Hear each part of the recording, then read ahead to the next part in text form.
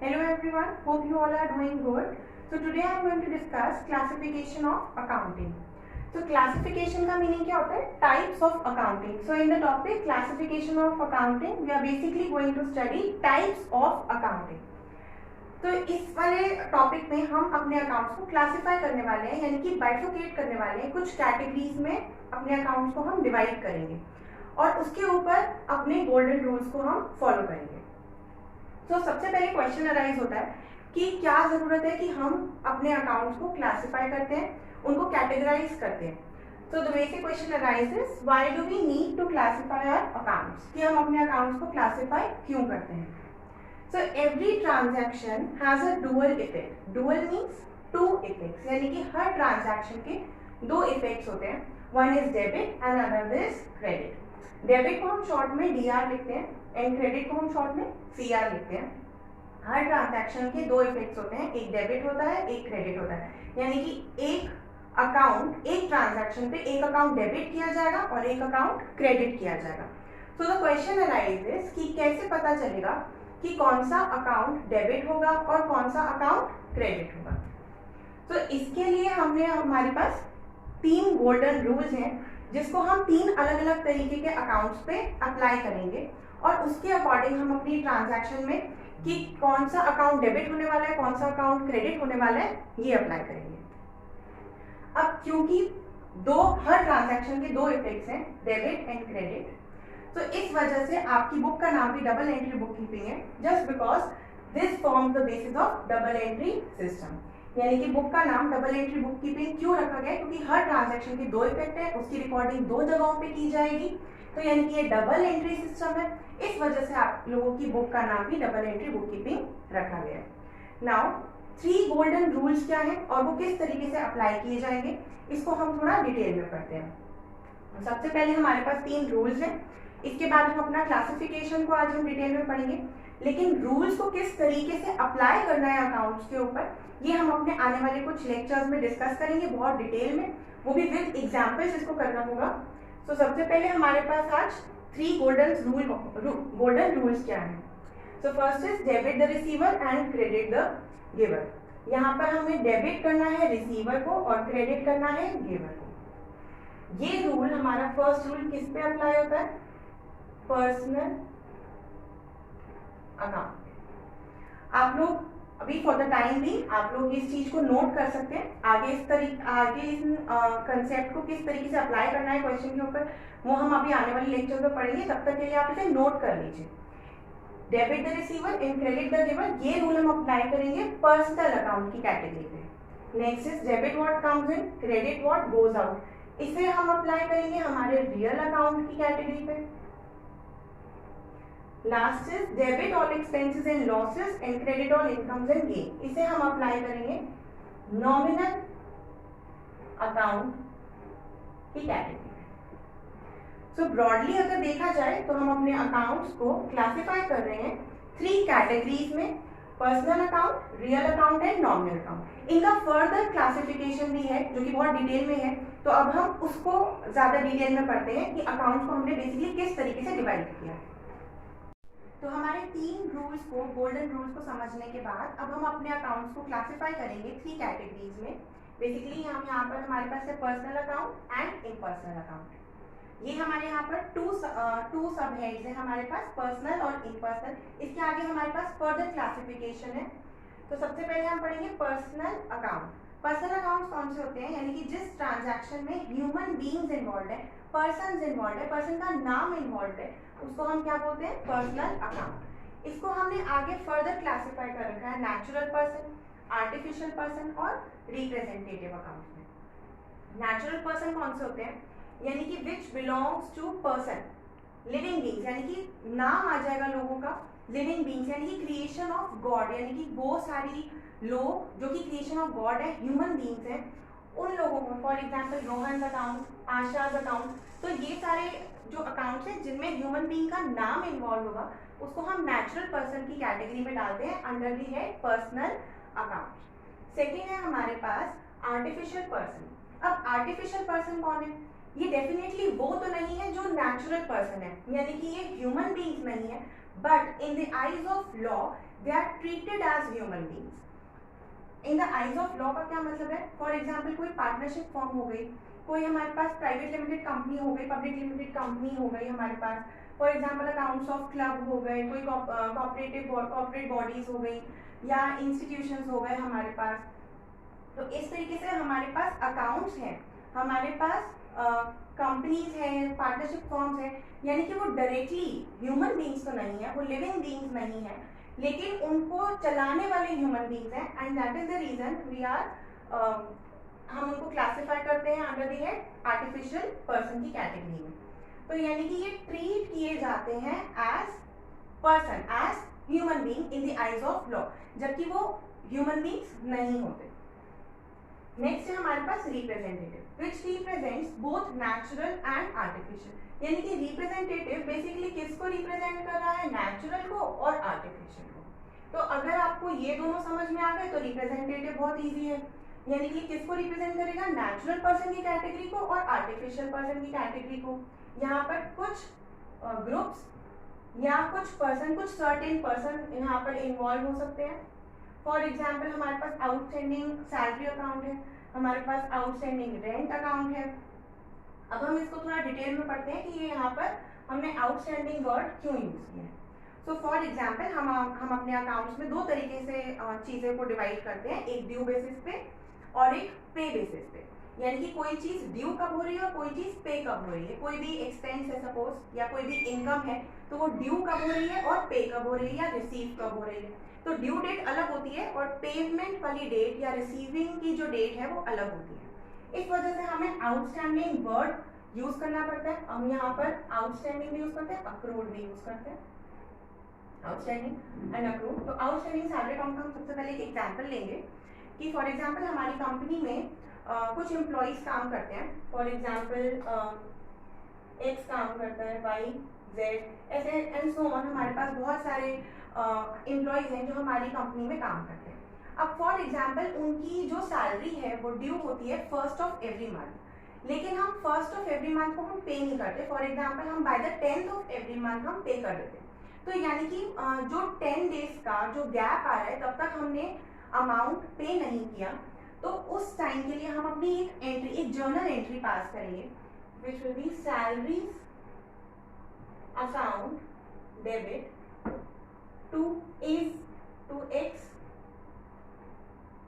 Account to Y's account. अब ये journal entries कैसे बनानी है इसको हम और डिटेल में पढ़ेंगे, बट फॉर द टाइम भी समझाने के लिए अभी आप ये समझ लीजिए कि हम अपने जो एम्प्लॉयज हैं उनके अकाउंट में हम अपनी सैलरी को क्रेडिट करेंगे और हमारे अकाउंट से क्या हो जाएगी? डेबिट हो जाएगी, क्योंकि कंपनी का ये क्या है? एक्सपेंस है। तो हम अपना एक्सपेंस डेबिट कर देंगे और क्योंकि जिनके अकाउंट में वो ट्रांसफर होने वाली है उनके अकाउंट में हम क्रेडिट कर देंगे सैलरी। बट प्रॉब्लम क्या अराइज हो रही है? हम XYZ ABCD लिख तो सकते हैं, यानी कि एम्प्लॉइज का नाम हम लिख सकते हैं, लेकिन यहाँ पर बहुत लंबी लिस्ट आ जाएगी। तो उस लिस्ट को काम करने के लिए, यानी कि उस एक कंसेप्ट को थोड़ा इजी बनाने के लिए हम यहाँ पर एक आउटस्टैंडिंग सैलरी अकाउंट ओपन कर देंगे। तो हम यहाँ पर एंट्री क्या डालेंगे? Salaries account debit to outstanding salaries account. अब जो आउटस्टैंडिंग सैलरीज अकाउंट होगा वो बेसिकली रिप्रेजेंट कर रहा है किनको? सारे नंबर ऑफ एम्प्लॉइज को जो हमारी कंपनी में काम करते हैं और जिनकी ड्यू डेट थी पेमेंट की फर्स्ट, बट हम उन्हें पे करने वाले हैं by the date of 10th। तो यहाँ पर हमारे पास आउटस्टैंडिंग सैलरी अकाउंट क्लियर हो गया। ये किसको रिप्रेजेंट कर रहा है? बेसिकली ये उन पर्सन को ही रिप्रेजेंट कर रहा है। नेक्स्ट है हमारे पास आउटस्टैंडिंग रेंट अकाउंट। अब यहाँ पर जो आउटस्टैंडिंग रेंट अकाउंट है, यहाँ पर किसी भी बंदे का नाम नहीं, बट जो आउटस्टैंडिंग रेंट है वो किसके लिए है? वो ड्यू है to the landlord to whom the rent is payable. यानी कि ये अमाउंट एक तरीके से लैंडलॉर्ड के पास ही जाने वाला है जिससे रेंट पर हमने कुछ चीज ले रखी है। तो अब वो जो लैंडलॉर्ड का अकाउंट है वो, बिकॉज वो ह्यूमन बीइंग है, वो एक लिविंग बीइंग है, लेकिन उसका नाम नहीं आ रहा, तो हमने उसे एक रिप्रेजेंटेटिव की कैटेगरी में डाल दिया है, but it still represents to natural person and comes under the category of personal accounts. अब हम यहाँ पर कौन से अकाउंट्स को हम लिख सकते हैं? आप एग्जाम्पल लिख लीजिए, outstanding salary account, outstanding rent account. हम यहाँ पर यानी कि सारे आउटस्टैंडिंग एक्सपेंसेस लेंगे और अपनी अक्रूड इनकम्स को लेंगे। अक्रूड इनकम कौन सी होती है? फॉर एग्जाम्पल अक्रूड इनकम यानी कि कोई इनकम हमारी जो कि अक्रू हो गई, यानी अक्रू मीन्स ड्यू। अक्रूड और ड्यू का सेम मीनिंग होता है। हम अकाउंटिंग टर्म में ड्यू को अक्रूड भी बोलते हैं। तो यानी कि वो इनकम जो ड्यू तो हो गई है बट रिसीव नहीं हुई है, वो भी किस कैटेगरी में आती है? पर्सनल अकाउंट्स के रिप्रेजेंटेटिव की कैटेगरी में आती है। तो अभी हमने पढ़ लिया पर्सनल अकाउंट्स और उसकी 3 कैटेगरीज को हमने बहुत डिटेल से पढ़ लिया, नेचुरल पर्सन, आर्टिफिशियल पर्सन और रिप्रेजेंटेटिव। नेक्स्ट हमारे पास कैटेगरी आती है इम्पर्सनल अकाउंट्स की। इम्पर्सनल अकाउंट्स कौन से होते हैं? वो सारे अकाउंट्स जो इन 3 कैटेगरीज में नहीं आते, यानी कि वो सारे अकाउंट्स जो ह्यूमन बीइंग नहीं है और उनको as a human being treat भी नहीं किया जाता। तो इम्पर्सनल अकाउंट्स बेसिकली कौन से होते हैं, उसको हमने फर्दर क्लासिफाई किया है 2 कैटेगरीज में, real account and nominal account. तो जैसा कि मैंने आपको बताया था कि क्लासिफिकेशन ऑफ अकाउंट्स को हम जब क्लासिफाई करते हैं तो बेसिकली 3 ब्रॉड कैटेगरीज में हम उसको डिवाइड करते हैं। First is personal, real and nominal. और जो मैंने आपको 3 रूल्स बताए थे, जो 3 गोल्डन रूल्स बताए थे, वो भी बेसिकली आपके किस पे अप्लाई होंगे? पर्सनल पे, रियल पे एंड नॉमिनल पे। तो यहाँ पर जो आर्टिफिशियल पर्सन और रिप्रेजेंटेटिव क्या है, ये दोनों इसी की कैटेगरी में आते हैं। तो जब आप क्वेश्चन सॉल्व करेंगे तो आपको ये चीज पहले ही आइडेंटिफाई करनी है रूल लगाने से पहले, और इनका एज अ कोई अकाउंट स्पेशल नहीं बनाया जाएगा, उसको पर्सनल अकाउंट की कैटेगरी में ही यूज किया जाएगा। तो अब हमारे पास आता है रियल अकाउंट। रियल अकाउंट कौन से होते हैं? Which relates to all tangible and intangible assets. Tangible assets कौन से होते हैं और इनटैंजिबल कौन से होते हैं? Tangible means that can be seen and that can be touch, यानी कि जिनको हम टच कर सकते हैं और देख सकते हैं। फॉर एग्जाम्पल कंपनी के पास कोई लैंड एंड बिल्डिंग है, मैंने सब कुछ शॉर्ट फॉर्म में लिखा है, आप चाहें तो आप इसकी फुल फॉर्म भी नोट कर सकते हैं, मैं साथ साथ बता रही हूँ। LND means land and building, plant and machinery, furniture and fixture, investment, stock, cash. ये सारी चीजें किस कैटेगरी में आती है? रियल अकाउंट के टैंजिबल एसेट्स की कैटेगरी में आती है, यानी कि इन सारी चीजों को हम देख भी सकते हैं और टच भी कर सकते हैं। तो ये किसकी हेड में आई? टैंजिबल की कैटेगरी में। इनटैंजिबल एसेट्स वो होते हैं यानी कि जिनको हम टच नहीं कर सकते और हम देख नहीं सकते, जिसमें हमारे पास आती है गुडविल, पेटेंट, ट्रेडमार्क, कॉपीराइट, या सब कोई सॉफ्टवेयर भी हो गया तो जिसे हम टच नहीं कर सकते या हम देख नहीं सकते, लेकिन उसकी सर्विसेज यूज कर सकते हैं हम। तो वो सारी चीजें भी किसमें आ गई? इनटैंजिबल एसेट्स की, जो कि कंपनी ओन करती है, कंपनी के पास वो चीजें होती हैं। तो उनके अकाउंट जब हम बनाएंगे तो वो किस कैटेगरी में आएंगे? रियल अकाउंट की कैटेगरी में आएंगे। नेक्स्ट है हमारे पास नॉमिनल अकाउंट। नॉमिनल अकाउंट कौन से होते हैं? Accounts which relates to expenses, losses, revenues and gain, यानी कि सारे खर्चे और सारे लॉसेस किसी भी तरीके के हो सकते हैं, एबनॉर्मल या नॉर्मल लॉसेस हो सकते हैं, तो वो भी सारे किस कैटेगरी में आएंगे? नॉमिनल अकाउंट की कैटेगरी में। रेवेन्यू हो सकती है, यानी कि कोई सेल्स हुई जिससे हमें इनकम जनरेट होती है ऑन रेगुलर बेसिस, जो कंपनी का बेसिक काम है, जो बिजनेस कंपनी कर रही है उससे जो हमें रेवेन्यू जनरेट हो रहा है वो सब। एंड गेन्स भी किस तरीके से हो सकते हैं? जैसे कोई प्रोडक्ट हमने बेच दिया या कोई असेट हमने सपोज बेच दिया जिसपे हमें अनएक्सपेक्टेडली गेन हो गया है, तो वो सारे गेन्स किस कैटेगरी में आते हैं? नॉमिनल अकाउंट की कैटेगरी में आते हैं। तो अब यहाँ पर हम अपने अकाउंट्स कौन से बनाएंगे? For example salary account, purchase account, यहाँ पे मैंने P&L अकाउंट लिखा है, this is trading and profit and loss account which comes under the category of nominal account. तो जैसा कि मैंने आपको अपने 3 हेड्स बताए, 3 गोल्डन रूल्स बताए थे। हमारा फर्स्ट था पर्सनल अकाउंट, जिसका हमने रूल यूज किया था, and last is nominal account. Nominal account means accounts which relates to expenses, losses, revenue and gains, यानी कि कंपनी के सारे एक्सपेंसेस, लॉसेस, रेवेन्यूज, जो इनकम जनरेट होती है, जो भी कंपनी बिजनेस करती है, जिस भी बिजनेस में वो डील करती है और वहाँ से उसे रेगुलर इनकम जनरेट होती है, उसे हम रेवेन्यू बोलते हैं। एंड गेन्स, जो किसी भी असेट को बेच करके हमें अनएक्सपेक्टेडली कोई गेन हो जाता है या फिर किसी इन्वेस्टमेंट पे हमें गेन हो जाता है, तो उसे हम गेन की कैटेगरी में डालते हैं। और लॉसेस कौन से होते हैं? May be they are normal losses और एबनॉर्मल लॉसेज की कैटेगरी आती है। तो वो सारे expenses, losses, incomes and gain को हम किस कैटेगरी में डालते हैं? नॉमिनल अकाउंट की कैटेगरी में डालते हैं। एग्जाम्पल क्या हो गया हमारे पास? Salary account, purchase account, trading and P&L account, trading and profit and loss account. ये जो हमारा trading and profit and loss account यहाँ पर बनेगा, इसमें से हमें एक नेट प्रॉफिट जनरेट होगा, और वो जो net profit means after deducting all the expenses, अपने सारे एक्सपेंसेस को डिडक्ट कर लेंगे हम ग्रॉस प्रॉफिट में से, एक नेट प्रॉफिट जनरेट होगा हमारे पास जिसे हम बैलेंस शीट में ट्रांसफर कर देंगे और कैपिटल में जो हमारी कैपिटल इंट्रोड्यूस्ड है हमारी फर्म में या हमारी कंपनी में उसके साथ हम इसे ऐड कर देंगे। यानी कि यहाँ से हमें क्या मिलता है, एक नेट प्रॉफिट जनरेट होता है जिसे हम ट्रांसफर कर देते हैं कहाँ पे, कैपिटल अकाउंट। तो यहाँ पर हमने अब बात कर ली 3 अकाउंट्स की, basically personal account, real account and nominal account. जैसा कि हमने 3 गोल्डन रूल्स पढ़े थे, तो वो 3 गोल्डन रूल जो अप्लाई होने वाले हैं वो ब्रॉडली इन्हीं 3 कैटेगरीज पे अप्लाई होंगे। आर्टिफिशियल पर्सन और रिप्रेजेंटेटिव का हमें यहाँ पर कुछ नहीं करना, सिर्फ आइडेंटिफाई करना है कि किस हेड में आएंगे और जैसे पर्सन के अकाउंट की हेडिंग में आते हैं और हमको क्या करना है, सिर्फ उसका रूल अप्लाई कर देना है, चाहे वो आर्टिफिशियल पर्सन हो चाहे रिप्रेजेंटेटिव हो। तो हम रूल क्या अप्लाई करेंगे, फर्स्ट वाला rule, debit the receiver and credit the giver. ये हम किस पे अप्लाई करेंगे, पर्सनल अकाउंट के ऊपर। अब ये अप्लाई कैसे करना है, क्वेश्चन कैसे सॉल्व करना है, एंट्रीज कैसे ट्रांसफर होंगी, कैसे ट्रांजेक्शन्स को हमें कैसे जर्नल में कन्वर्ट करना है, ये सब हम अपने आने वाले लेक्चर्स में डिस्कस करेंगे बहुत डिटेल में। तो नेक्स्ट है हमारे पास रियल अकाउंट। रियल अकाउंट पे हम अपना सेकेंड रूल अप्लाई करेंगे, debit what comes in and credit what goes out.